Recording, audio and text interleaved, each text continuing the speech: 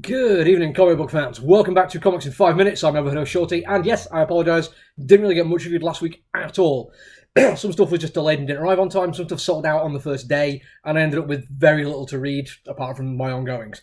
This week, though, we got a bit of a surfeit, so I'm doing one now as a bonus one, and it is the Deadly Neighborhood Spider-Man.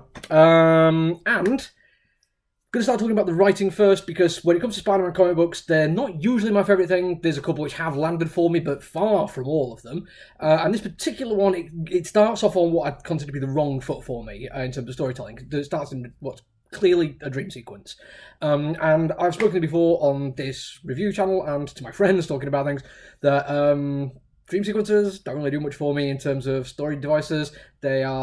They can be just used by writers or creators who don't really have a better way of getting across an idea than just using dream imagery, basically just effectively telling you rather than showing you, and it can be quite lazy storytelling. It's not 100% of the time, but I'm thinking back to what happened in Batman, which ran on far too long, and Daredevil, which just was a really poor ending for a half-decent run.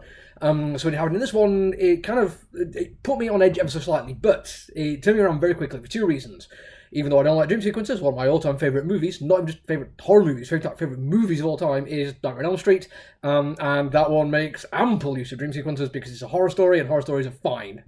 That is like the one absolute get-out-of-jail-free card to put a dream sequence into your story. As long as it's a horror movie, I'm probably going to be okay with it.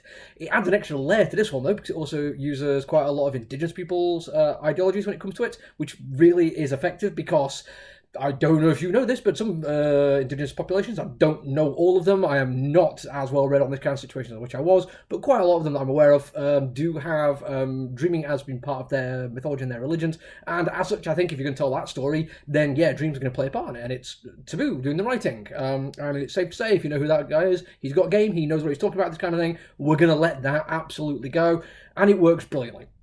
The actual story is just like a really nice setup, I think, for what else going on. But those key elements are the important bits of the writing. Throw in that the fact that Spider-Man is just Spider-Man. He does his quips, he's funny, he's entertaining, he's charming. He's also tired and a scientist. That's probably all you need to know for that side of things. The main thing that really moved the needle on this for me is the artwork. Because one of the things that if you are going to use dreams, you're going to have to do to really get me on board is to make sure they don't just come across as dreams as in slightly odd imagery or things slightly askew from reality. Dreams are not in any way, shape or form like an actual thing that your brain is trying to tell you something. They are pure randomness. They are imagery and emotion and time and space messed up, and when you're doing a comic book, I think if you're going to ignore that and try and present them as a realistic kind of thing, you're going to miss a beat.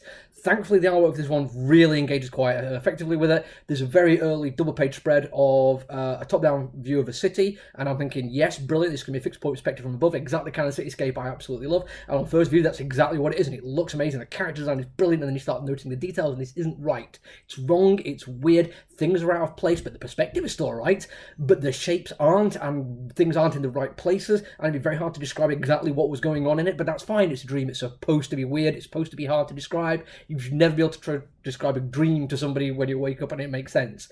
Another great example is every once in a while I'll fall asleep watching a movie, wake up halfway through, fall asleep again, wake up halfway through. I then try to explain that movie to a friend of mine and only then realise I'd fallen asleep through bits of it and some of it weren't even real. They do this effectively in this story by using a Fibonacci sequence of paneling where it goes from reality to dream to reality to dream in a never tightening spiral. Excellent imagery, really nice page layout. Gets across everything I was trying to explain, and also plays into the other big facet of horror they're doing in this one, which is the spiral, the sense of a circle eating itself, an inescapable doom, a vortex, a whirlpool, a black hole, if you will. It is effectively time crushed and space crushed and light crushed in on itself. I find spirals to be quite creepy. If you've ever read Junji Ito's thing on Spiral, apparently that is absolutely amazing. I've not read it because I think it would freak me out intensely. But this kind of thing is good imagery, and it leads really quite nicely into a lot of the other, again, indigenous imagery they're using, and introducing an indigenous character at one point, I think. I was going to introduce. He may be in other Spider-Man comic books. It should be fairly clear by now that I've not read a lot of Spider-Man books. But they're introducing this for me, and it's all done really effectively. Again, Taboo knows what he's talking about. Can't argue that whatsoever. But it's this spiral motif that exists in the real world and in his dream world, which is the big thing that really is effective. It is that thing that makes him realise he might be dreaming or that he isn't, and that makes it even creepier. That multi-layered imagery, brilliant, love it. I'm genuinely struggling to find something to complain about with this comic book. Pretty much the only thing I can say is some of the more real-world Spider-Man stuff, it's a bit too clean and a bit too crisp for me, but it does still make great use of colouring. The colouring is... it's rich and deep without being too bright. It like really goes to the depths of darkness without really just going for blacks. It's really good looking comic book and a really nice little story. All I can really hope is it managed to stay this good throughout. That's it from me for now. I'll be back tomorrow with another review. Until then, look after each other, everyone. Stay safe. Bye.